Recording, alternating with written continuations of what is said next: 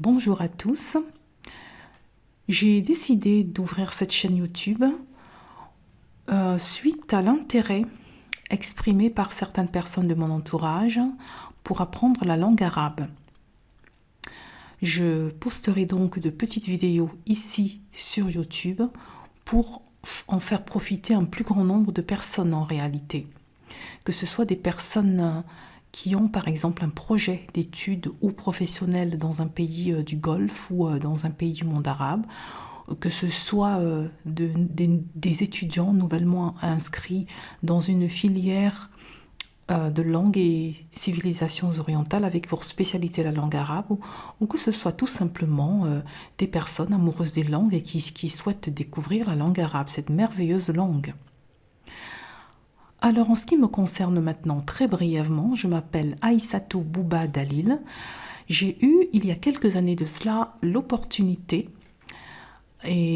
d'apprendre la langue arabe, la littérature arabe, la grammaire arabe, dans un pays du monde arabe pendant une période de 4 ans. Pendant 4 ans, c'est ce que j'ai appris. Alors ce qui équivaut en général à un bac+4. Voilà, ce sont des études qui sont sanctionnées par une licence. Parce que là-bas, une licence, elle se prépare en 4 ans. Donc, ce que je me propose de vous enseigner, c'est uniquement ce que j'ai appris, uniquement ce que je sais. Je ne sais pas tout. Et je propose donc de poster, si Dieu le veut, une vidéo par semaine. C'est vraiment c'est l'objectif que je me suis fixé, en espérant vraiment que j'arrive à le respecter, ce que j'essayerai de faire en tout cas, en tenant compte bien évidemment des occupations par-ci et par-là. Alors ce qu'il faut que je vous explique, c'est que l'arabe que nous allons apprendre ensemble, c'est l'arabe littéral, ou si vous préférez l'arabe littéraire, ou si vous préférez l'arabe classique. Il n'est absolument pas question ici d'arabe dialectal. Ce n'est pas un dialecte que nous allons apprendre ici. C'est l'arabe de la littérature, c'est l'arabe des médias.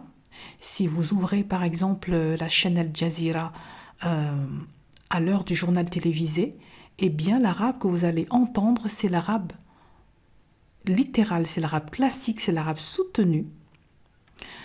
Ce que nous allons apprendre, c'est donc cet arabe-là, c'est l'arabe des communications spécialisées, c'est l'arabe des correspondances sociales, politiques, économiques, internationales, c'est l'arabe des journaux, des magazines. Bref, c'est cet arabe-là que nous allons apprendre. Comme prérequis, ce que je vous demanderai pour pouvoir suivre correctement ce que je vais vous proposer, c'est de connaître déjà l'alphabet arabe, parce que je ne reviendrai pas dessus. Alors pour ceux qui connaissent déjà l'alphabet arabe, c'est très bien. Pour ceux qui ne connaissent pas encore, eh bien je vous invite à le faire. Il y a plein de tutoriels sur YouTube qui proposent des leçons de l'alphabet en arabe, ou alors une simple recherche Google et vous tomberez à coup sûr sur les lettres de l'alphabet arabe. Donc c'est uniquement ce que je vous demande de connaître, d'être capable de reconnaître les lettres de l'alphabet arabe et de pouvoir les lire dans des petites associations, dans de petites associations de lettres. Souvenez-vous par exemple ce que nous tous nous faisions en maternelle lorsqu'on apprenait à lire. On commençait par apprendre les lettres de l'alphabet, ensuite on y ajoutait une voyelle et on faisait comme ça de petites associations pour pouvoir s'entraîner à la lecture et ça donnait des choses comme babibou, papipou, tapitou, des choses comme ça. Eh bien c'est exactement la même chose en arabe. Donc si vous êtes capable de reconnaître les lettres de la langue arabe et de lire de petites associations de ces lettres entre elles, eh bien c'est tout ce que je vous demande. C'est absolument tout ce que je vous demande, d'être capable de lire par exemple donc un mot en arabe, même si vous ne connaissez absolument pas sa signification.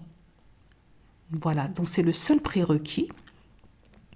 Le but étant, le but pour nous, dans ce que je vais vous proposer, c'est que chacun de nous, en tout cas pour ceux qui sont intéressés par ces enseignements, que chacun de vous soit capable à la fin, même si en réalité on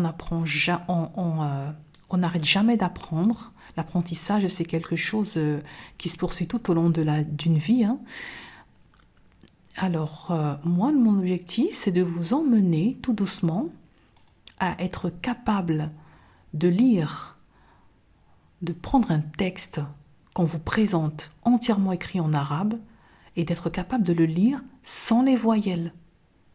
Je parle là d'un texte non vocalisé, d'être capable de le lire ainsi, sans les voyelles, et d'être capable d'en comprendre le sens sans trop de difficultés. Voilà l'objectif.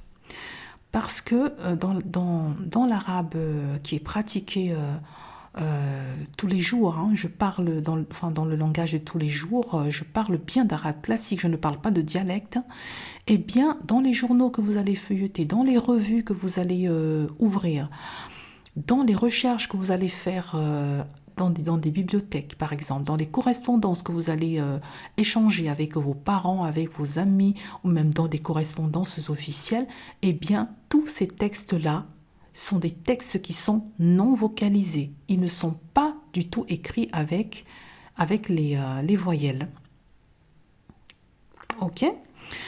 Il y a une certaine catégorie de textes qui, eux, la plupart du temps, ont toujours des voyelles. Je vais vous en citer quelques-uns, des textes qui sont presque tout le temps vocalisés.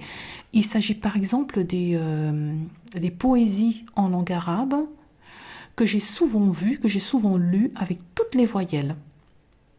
Parce que la poésie, c'est quand même un langage assez particulier de la langue arabe. Hein. On aura, si Dieu nous le permet, l'occasion d'en lire quelques-unes. C'est absolument passionnant.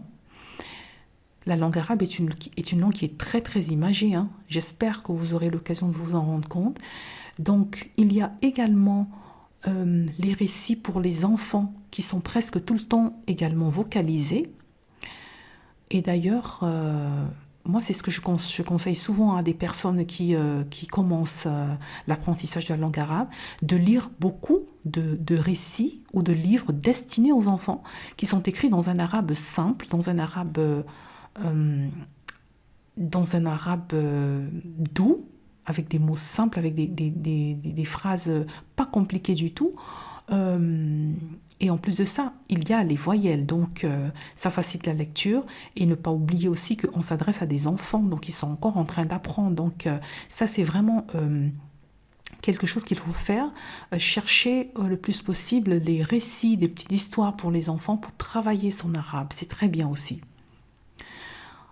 Et également, un exemple typique de texte toujours vocalisé, c'est le texte du Coran. Si vous avez déjà eu l'occasion d'ouvrir un Coran un jour, eh bien, vous avez peut-être dû constater qu'il est entièrement écrit en arabe et vocalisé. C'est-à-dire qu'il y a toutes les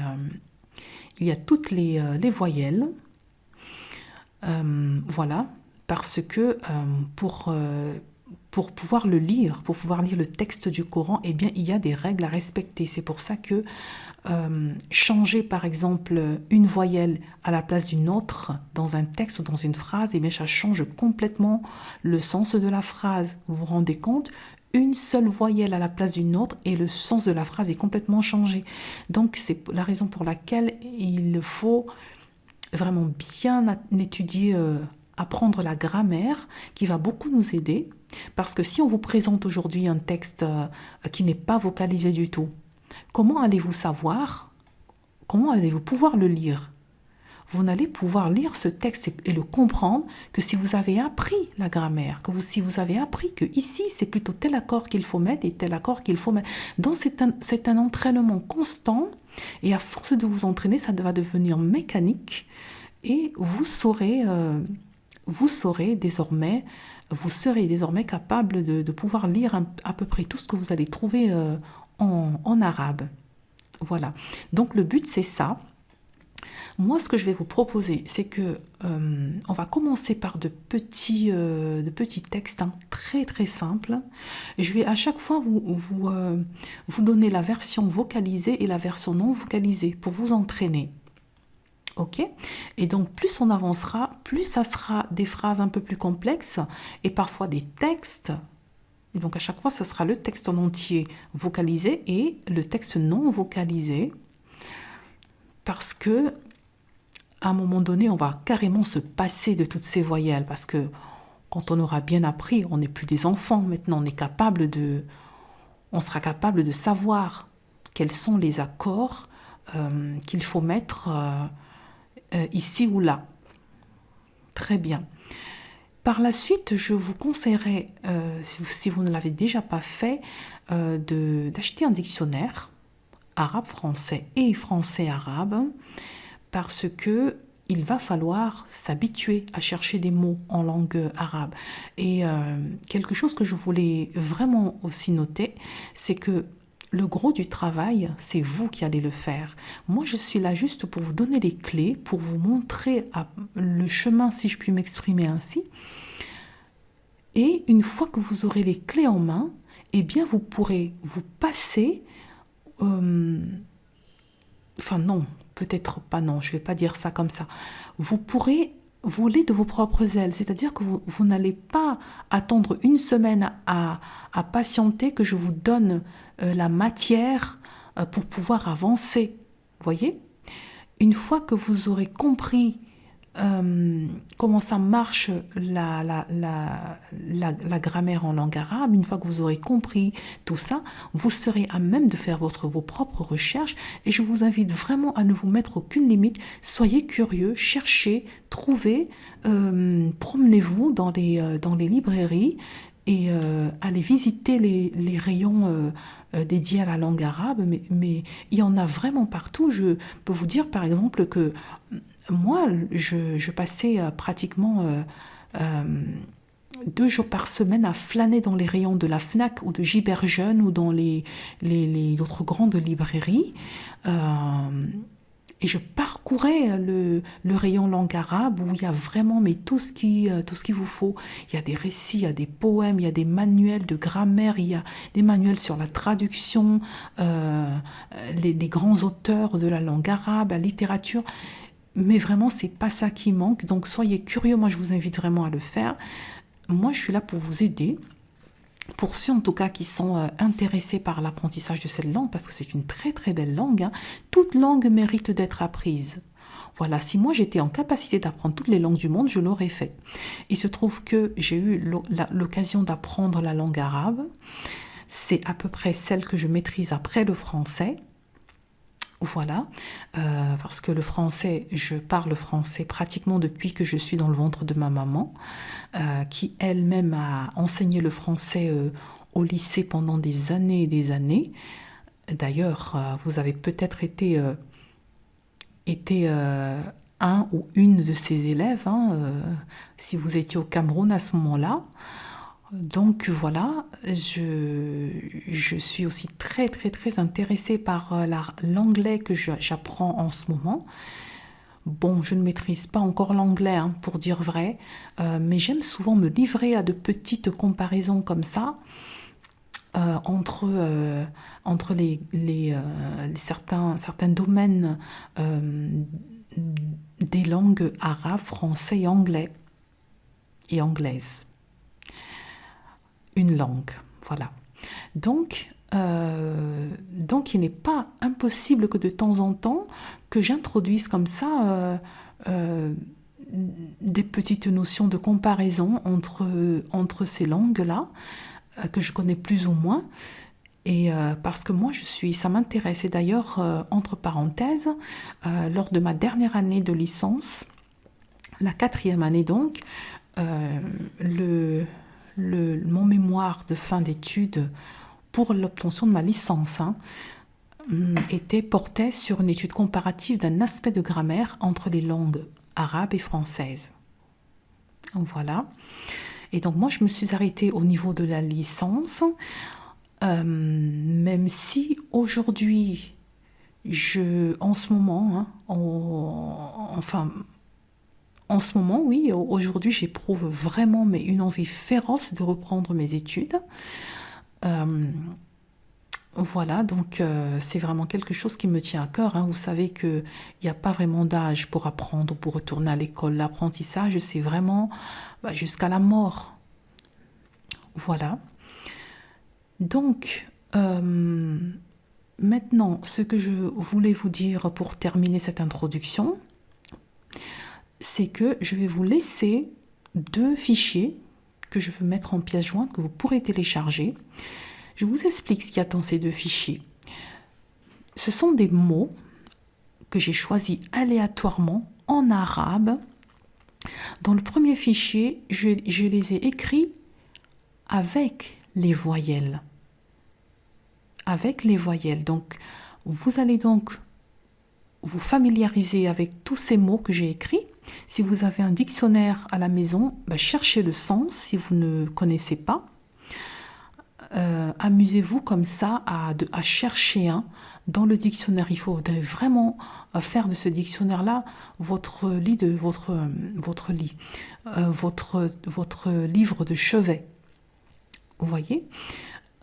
Et donc, dans le deuxième fichier, ce sont exactement les mêmes mots, mais cette fois sans les voyelles. Sans les voyelles.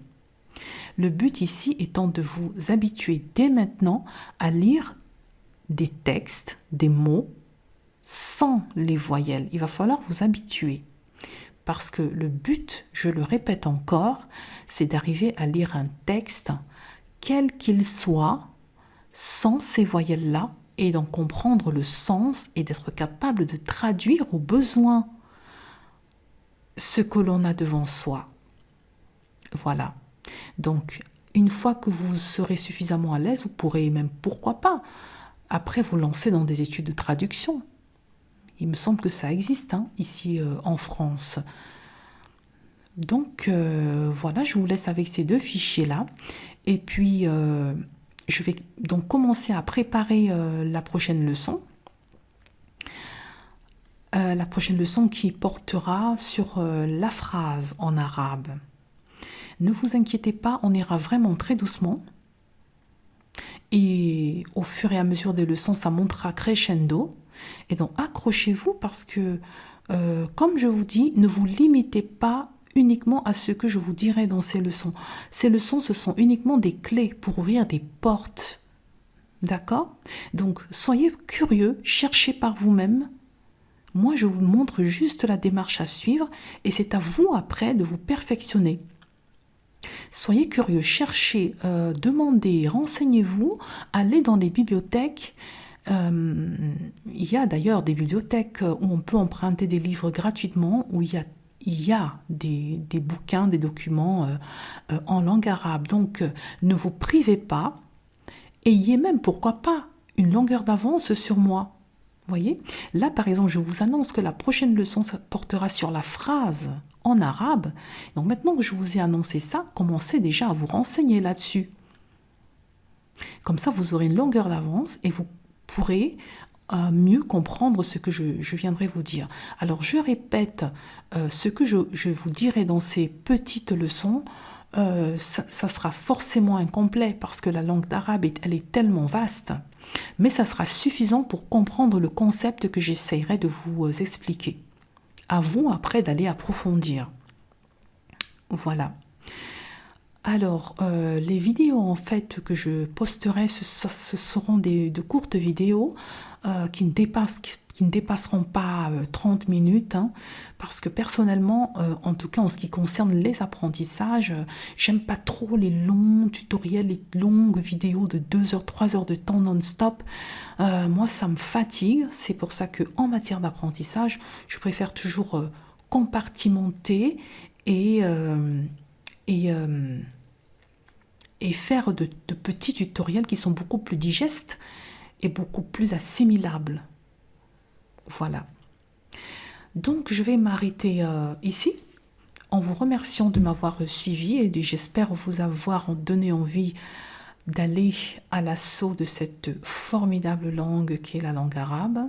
C'est toujours valorisant hein, sur un CV hein, de dire que j'ai appris la langue arabe. C'est toujours valorisant quand on recherche un emploi par exemple hein, ou quand on a un projet ailleurs. Voilà. Il existe tellement d'opportunités avec la langue arabe que moi je me dis mais pourquoi s'en priver? C'est une langue comme les autres. Voilà, elle a sa place partout, elle a sa valeur aussi. Et puis, pourquoi s'en priver, tout simplement? Moi, je me propose simplement de vous donner ce que moi-même j'ai reçu. Voilà, à ma modeste, ma modeste position, je répète, mon niveau en langue arabe, c'est un niveau de licence. Voilà, l'avantage que j'ai, moi, c'est que moi, j'ai appris en immersion dans un pays arabe. Donc, où j'ai passé 4 ans non-stop et que je suis revenue chez moi au bout de ces 4 ans. Donc, c'est l'avantage que j'ai. Et donc, je vous invite vraiment à attacher vos ceintures parce que je vous proposerai souvent des textes très intéressants que j'aurai pris soin de sélectionner. Et donc, je ferai l'effort également de vous préparer une vidéo par semaine. Je ferai vraiment cet effort-là. Voilà. Et quant à vous, je vous souhaite un bon apprentissage. Pour tous ceux qui sont en tout cas intéressés par ce que je proposerai, n'hésitez pas à me laisser vos commentaires, n'hésitez pas à me poser vos questions. Si vous êtes bloqué sur un aspect que vous n'avez pas compris, mettez-le moi en commentaire et j'envisagerai pourquoi pas de faire une vidéo spécialement pour répondre à ces différentes questions. Merci à vous de m'avoir écouté. Je vous souhaite une bonne journée ou une bonne soirée en fonction du moment où vous écouterez cette vidéo. Et je vous dis à une prochaine séance. Merci.